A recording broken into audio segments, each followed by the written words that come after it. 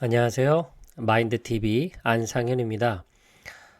저도 주린이에 속하기 때문에, 경제 용어 또는 주식 관련된 용어, 이런 용어들에 대해서 궁금할 때마다 자료를 찾아보곤 합니다. 이것저것 자료 찾고 정리하다가, 이참에 지금까지 정리했던 내용들을 총괄해가지고 전부 다 총정리하는 개념으로 정리를 좀 해봤습니다.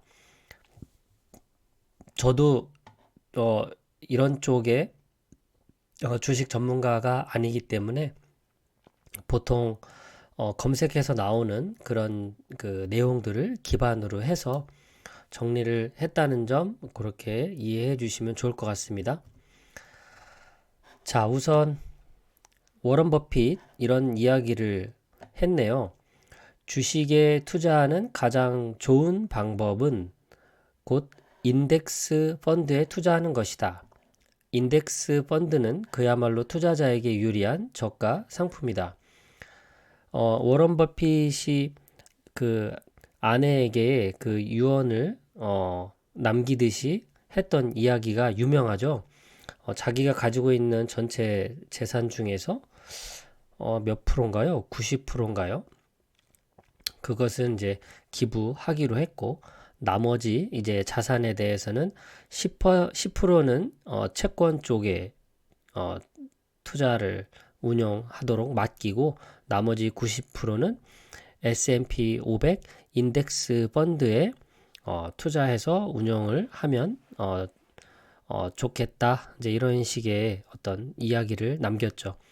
그만큼 어, 지금 어찌 보면 연평균 수익률 20% 이상을 수십 년을 해온 최고의 투자 전문가 입장에서도 이 인덱스 펀드라는 것이 투자자에게 정말 유리한 상품이다라는 것을 이 말씀해 주시고 있는 것 같아요. 자, 그렇다면 인덱스 펀드가 무엇인가 이제 궁금해서 찾아보게 됐죠. 인덱스 펀드는 이 패시브 펀드, 대표적인 패시브 펀드입니다. 패시브와 액티브, 이제 이렇게 개념이 나뉘겠죠. 액티브 먼저 한번 볼게요. 자, 액티브 펀드라는 건 무엇이냐? 펀드 매니저가 자신이 매입할 유가증권을 능동적으로 음, 고를 수 없는 게 패시브니까 액티브는 반대로 고를 수 있는 겁니다. 그러면 고를 수 없는 이유는 무엇이냐? 이렇게 S&P 500 같이 특정 지수를 복제하는 것이 목적이기 때문에 그래요. 그러니까 S&P 500 그러면 S&P 지수를 추종하는 그, 그 이제 상품이라는 뜻이죠. 그 S&P 그 500이라는 미국에 상장돼 있는 기업 중 상위 500개 회사를 대상으로 묶어서 저 지수를 만들었거든요. 그래서 이 지수 안에서 이제 그 거래가 일어나기 때문에 어, 다른 어떤 종목들을 여기에 이제 사고 파는 것을 끼워 넣을 수가 없는 셈인 거죠. 마찬가지로 뭐 나스닥 100 그러면 나스닥에 상장돼 있는 기업 중 상위 100개 기업 이것을 묶어서 판매를 하는 거죠. 그러니까 나스닥에 상장돼 있지 않은 그런 회사를 펀드 매니저가 이렇게 넣을 수가 없는 겁니다. 왜 이 정해져 있는 요 바운더리 안에서 거래를 해야 되는. 그래서 그것이 패시브고요. 액티브는 이제 펀드 매니저에게 더 권한을 준 거죠. 그렇기 때문에 인덱스 펀드라는 것은 대표적인 패시브 펀드입니다. 그러니까 저희가 투자하고 있는 그 뭐 S&P 500, 필라델피아 반도체 나스닥, 그리고 나스닥 100 모두가 다 패시브 펀드에 들어가는 거고 인덱스 펀드라고도 볼 수가 있는 거죠. 그런데 인덱스 펀드와 또 ETF하고는 또 약간 다른 개념이 있습니다. 자, 우선 인덱스 펀드에 대한 개념을 조금 더 살펴볼게요. 1987년에서 1999년까지 운영된 243개의 연기금, 우리 연금 관리하고 있는 그런 거죠. 그 자금을 운영을 했는데 그 중에서 90% 이상이 시장 수익률을 하회했다. 그러니까 이제 시장 수익률보다도 낮게 나온 거예요. 10년 넘게 연금을 운영을 했는데요. 여기 있는 사람들이 보통 사람들이 아니거든요. 이 연기금 운영이 가장 그 자금이 큰 그 규모의 자금이잖아요. 그래서 일개 그냥 아무한테나 맡기는 것이 아니라 정말 최고의 펀드 매니저들이 정말 고민 해가지고 투자를 하고 있는 그런 곳이거든요. 그런데도 불구하고 시장 수익률, 우리 전체 시장, 그러니까 한국이라면 뭐 코스닥이나 코스피 이런 그 전체 그 시장이 성장하는 수익이 있죠. 전체 그 시장이 성장하는 수익, 그 수익만도 못한 게 90% 이상이었다는 거예요. 그러니까 한 100개 중 10개만이 그 시장보다도 높은 수익률을 보인 거죠. 그러니까 이게 굉장히 충격적인 거죠. 그러니까 이런 전문가들이 막 기고 나는 정말 이런 사람들이 종목들을 막 발굴해서 투자를 했지만 그냥 시장 자체가 성장한 그것만큼도 못한 수익률이 났으니 반대로 생각을 해보면 그렇게 머리 싸매고 이 종목 저 종목 골라서 샀다 팔았다 투자할 필요가 없이 그냥 시장 전체를 추종하는 그런 인덱스 펀드를 가입하고 1987년부터 99년까지 13년 동안 그냥 놔두면 전체 상위 10% 안에 들어가는 그런 수익을 만들 수 있다. 이렇게 보여질 수 있는 겁니다. 그만큼 인덱스 펀드라는 그 수익률이 결코 작지 않다라는 거죠. 자, 노벨 경제학 수상자인 머튼 밀러라는 분이 이런 이야기를 하셨네요. 인덱스 펀드라는 단순한 투자 수단을 선택한다면 사람들은 재테크보다는 훨씬 흥미로운 음악, 미술, 문학, 스포츠 등과 같은 여가 생활에 더 많은 시간을 활용할 수 있게 된다. 뿐만 아니라 대부분 더 많은 수익을 거두게 될 것이다. 예, 앞서 말씀드린 대로 그냥 인덱스 펀드 자체의 수익률이 정말 최고의 펀드 매니저들이 샀다 팔았다 했던 그 수익보다도 높게 나왔기 때문이에요. 그리고 전체 시장을 추종하는 상품을 내가 갖고 있기 때문에 뭐 머리 쓸 일이 없어요. 그냥 돈 생길 때마다 사면 되니까요. 자, 그렇다면 ETF와는 어떤 차이가 있는가? 인덱스 펀드라는 개념, 그리고 ETF는 상장지수 펀드라고 불러요. 근데 사실 이 상장지수 펀드라는 용어는 좀 딱 맞지는 않습니다. 근데 여기 나와 있듯이 지수를 추종하는 패시브 ETF가 한국 시장에서 발달했기 때문에 이제 이렇게 부른 겁니다.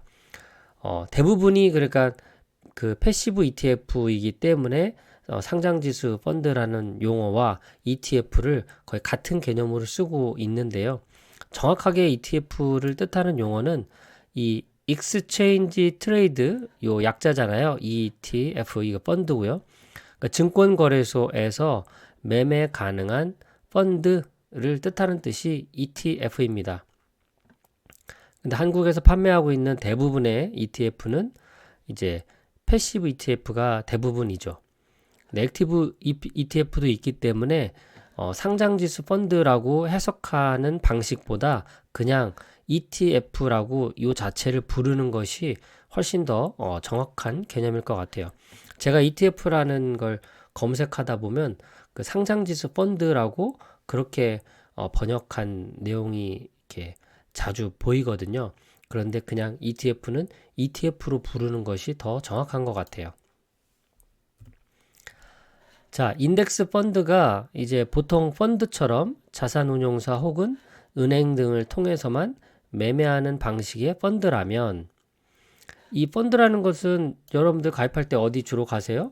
뭐 증권사나 은행 가시죠. 거기 가서 이제 펀드 개설을 하죠. 그러면 이제 한 달에 뭐 얼마씩 뭐 보통 뭐 만 원씩 넣는 것도 있고 뭐 10만 원씩 넣는 것도 있고 그래서 매달 정해진 기간에 정해진 금액이 통장에서 이렇게 빠져나갑니다. 이런 식으로 이제 가입하고 나면 이렇게 정해진 기간에 쭉쭉 자동적으로 나가죠. 그 반면에 이제 이 ETF라는 것은 말 그대로 증권거래소에서 매매가 가능한 거니까 우리 개인들이 사고 파는 것을 거래를 할 수 있도록 편리하게 만든 겁니다. 그러니까 좀 더 편리하게 거래할 수 있도록 진화된 거죠. 인덱스 펀드라는 개념 자체가 앞서 설명드린 대로 시장을 따라가는, 시장 지수를 따라가는 그런 상품인데 이 상품의 수익이 결코 최고의 펀드 매니저들의 수익률보다 결코 적지가 않아요. 그런데다가 투자해 놓으면 편해요. 알아서 이렇게 전체 시장을 갖고 있으니까. 그렇기 때문에 개인들이 이런 거래를 쉽게 할 수 있도록 이 인덱스 펀드를 ETF로 만들어서 이제 판매를 하는 거죠. 그렇게 이해를 하시면 될 것 같습니다. 자, 그래서 ETF 운용사가 상품 테마에 맞게 종목을 편입하기도 하고 편출을 알아서 합니다. 최근에 그 LG 화학에서 LG 에너지 솔루션이 물적 분할을 했잖아요. 그러면 2차 전지 ETF에 투자하고 있는 사람들은 궁금할 거예요. 그 기존의 2차 전지 ETF 안에는 LG 화학이 들어가 있거든요. 그러면 LG 에너지 솔루션이 이번에 새로 상장했으니까 뭔가 어떤 변화가 있어야 될 거잖아요. 네. 3개월에 한 번씩 이제 이런 기업들을 넣고 빼고 하는 것들을 이렇게 그 자산운용사에서 알아서 해줍니다. 그러니까 이제 LG 2차 전지 산업 ETF에서는 LG 화학 대신에 LG 에너지 솔루션으로 바뀌는 것이 맞겠죠. 그렇게 이제 이런 것들을 우리가 할 필요가 없이 자산운용사에서 알아서 합니다. 그렇기 때문에 우리는 2차 전지 그 산업에 대해서 계속해서 관심을 갖고 ETF를 지속적으로 매수하기만 하면 되니까 굉장히 편리한 거죠.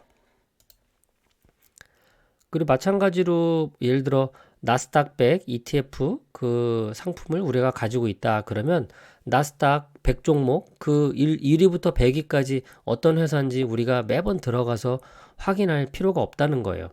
1위부터 100위까지의 기업들을 이 자산운용사가 알아서 계속 그 관찰을 하고 있다가 넣어야 될 것, 빼야 될 것을 스스로 알아서 결정해 주고요.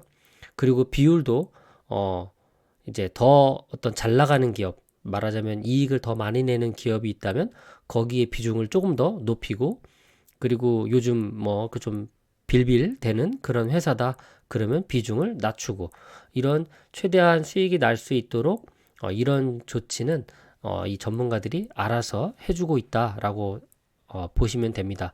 그 기업들이 어떻게 바뀌어가고 있는지는 그 자산운용사 사이트에 들어가 보시면 3개월 단위로 해서 현재 어떤 기업에 얼마만큼의 비중으로 이런 매수를 하고 있는지가 보고서가 늘 나옵니다. 그걸 참고하시면 될 것 같아요. 자, 그러면 ETF가 가지고 있는 특징은 무엇이냐? 주식은 거래하면 증권거래세가 있는데요. ETF는 증권거래세가 따로 없죠. 왜냐하면 예를 들어 저는 이제 삼성전자 우선주와 미국 ETF를 이제 모두 투자하고 있는 입장인데요. 삼성전자는 거래할 때마다 거래세가 존재하죠. 그런데 이 ETF는 주식들을 다 모아가지고 펀드로 만들었잖아요. 그러니까 이 ETF 운용사가 실질적으로 주식을 사고 파는 셈이 되는 거죠. 그래서 이 운용사가 증권거래세를 이미 냈기 때문에 우리 개인들한테 또 이중 과세를 할 필요가 없는 거죠. 그래서 개인들은 낼 필요가 없고요. 그 다음에 이제 매매 수수료도 굉장히 낮은 수준으로 책정이 되어 있고요. 그리고 운용 보수도 펀드에 비해서 낮습니다. 평균적으로 펀드, 우리가 은행이나 증권사에서 펀드를 개설하면 그 펀드에서는 뭐 적게는 한 1%에서 많게는 3, 4%, 평균 한 2% 정도, 연 2% 정도 수수료를 가져가는데 우리가 주로 사는 뭐 S&P 500, 나스닥 100, 필라델피아 반도체 이런 ETF들은 대략 0.07% 정도 운용 보수가 그만큼 상대적으로 낮아요. 그러니까 2%라는 것을 이렇게 무시할 수가 없는 게, 자, 보십시오. 연에 2% 차이가 나면 1년에 예를 들어 ETF로 내가 10% 수익을 냈다. 그러면 그 10%에서 0.07%만 보수로 나간다라고 생각하면 9.3% 정도 수익률을 보인 거죠. 그런데 만약에 펀드에 우리가 투자했다. 똑같이 10% 수익이 났다. 그러면 이제 운용 보수로 연 2% 정도 수수료가 빠지니까 실제 우리 개인의 수익률은 8%에 머무는 겁니다. 그러니까 이런 기타 비용들, 이런 비용들도 굳이 많이 낼 필요가 없는 거죠. 자, 그리고 두 번째로 이제 알아볼 게 요 용어예요. 상품을 이제 이렇게 ETF를 매수하려고 검색을 해보면 S&P 500 ETF 이렇게 찾아보면 여러 회사들이 나와요. 그 앞에 그 회사 그 자산운용사의 이름을 따서 그 종목의 이름을 만들었거든요. 그러니까 코덱스 미국 S&P 500 이렇게 써 있죠. 그래서 코덱스는 삼성자산운용사를 뜻하는 겁니다. 여기서 만든 거예요. 그리고 타이거는 미래에셋 자산운용사에서 만든 거고요. 킨덱스는 한국투자신탁운용 여기서 만든 거고요. KB스타는 KB자산운용에서 만든 겁니다. 근데 대개 여기 타이거가 좀 인기가 많은 편이에요. 전체적으로는 요 코덱스의 그 뭐랄까요, 시가총액, 그러니까 개인들이 투자한 금액 자체는 코덱스가 제일 많은데요. ETF 관련해서 보면 타이거가 상대적으로 좀 인기 있는 것들이 많지 않나 그런 생각이 들어요. 제가 자주 참고하는 그 힐링 여행자님 채널도 그렇고, 그리고 여러 장기 투자 관련해서 추천해 주시는 종목들의 그런 종목명을 살펴보면 타이거 붙어 있는 그런 상품 종목들이 많아요. 미래에셋 자산운용사가 어쨌든 뭐 운영을 잘 하고 있다라고 볼 수가 있는 거죠. 자, 그러면 자산운용사하고 증권사하고는 어떻게 다를까요? 자, 자산운용사는 금융투자회사 중 하나입니다. 증권사도 금융투자회사고 자산운용사도 금융투자회사죠. 근데 이제 펀드를 운영하는 회사를 자산운용사라고 해요. 그래서 이 펀드 매니저라는 것은 자산운용사에서 일하는 직원들을 펀드 매니저라고 부릅니다. 이제 좀 비유를 들어서 설명하자면 운용사라는 것은 이제 펀드라는 물건을 만드는 제조사 같은 개념으로 생각하시면 돼요. 생산자 입장인 거죠. 자산운용사는 생산자다, 제조사다 이렇게 이해하시면 될 것 같아요. 자, 그러면 증권사는 어떻게 다를까? 증권사는 기업을 위해서 주식과 채권을 만들고, 그리고 이것을 거래하려는 사람들에게 주식과 채권을 사고 파는 그런 일을 하는 것이 증권사입니다. 그러니까 주식시장과 투자자를 이어주는 유통사다라고 볼 수가 있는 거죠. 그러니까 자산운용사에서 그 펀드를 만들어서 증권사가 그것을 유통해 주는 거예요. 그렇게 이해하시면 될 것 같아요. 고객 입장에서는 이제 증권사하고 상대를 하는 거죠. 자산운용사가 상품을 만들어서 증권사에다가 주면 그 증권사가 이제 고객들하고 직접적인 거래를 하는 겁니다. 그래서 두 개념은 그렇게 이해하시면 되고요. 그리고 사실 증권사라는 용어는 이제 지금은 이제 사실은 바뀌어서 쓰지 않는데, 예전에 그 증권거래법이 시행될 때에는 증권사라고 불렀는데요. 현재는 자본시장 통합법 이것이 이제 바뀌어서 시행되고 있죠. 그래서 금융투자회사라는 이름으로 사용되고 있습니다.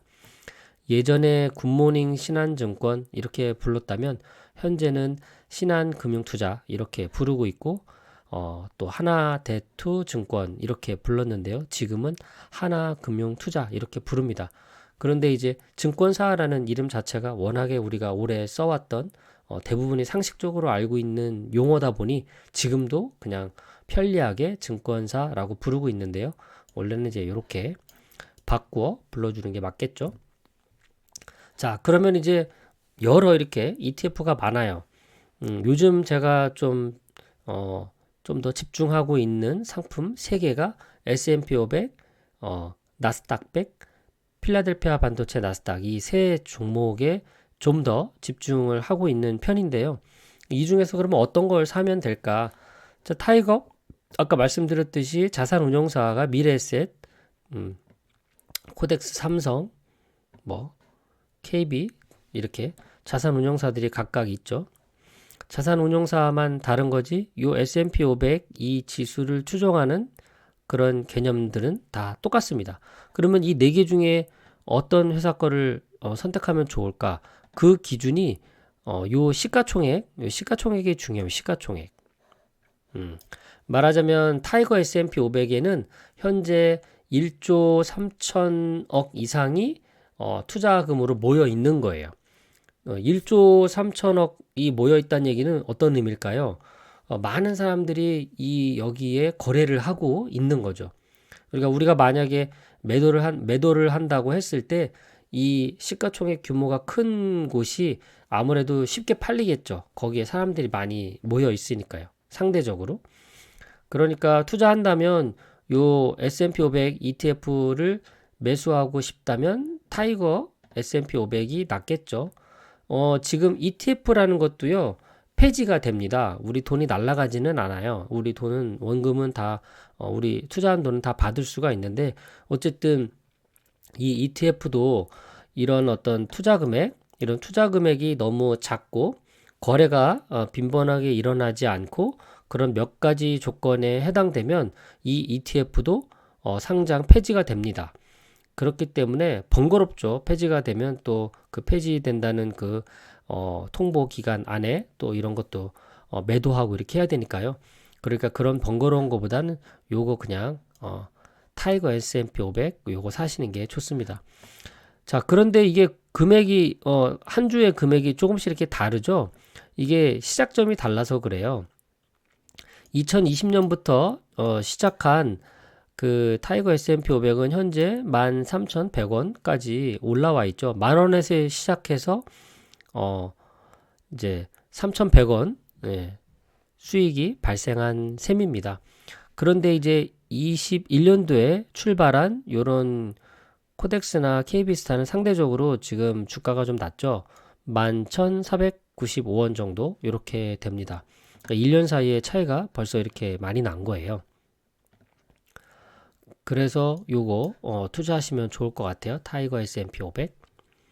자, 그리고 미국 나스닥 100 마찬가지죠. 타이거 미래에셋에서 만든 것은 지금 시가총액이 2조 4천억, 2조 4억. 이게 상대적으로 많은 이유는 2010년부터 출발했어요. 이 상품이. 그리고 이제 킨덱스 미국 나스닥 100 같은 경우에는 3,600억 정도 됩니다. 2020년에 출발을 했네요. 자, 그러니까 타이거 미국 나스닥 100 이 ETF를 사면 좋은데 조금 단점은 이제 한 주 가격이 75,800원이다 보니까 조금 비싸다 이제 이렇게 생각하는 분들이 있어서 부담스러워하는 분들이 있더라고요. 그래서 뭐 이런 경우에는 뭐 그 킨덱스 미국 나스닥 100 이거를 구매하셔도 될 것 같아요. 13,000원이니까 조금 더 저렴하죠.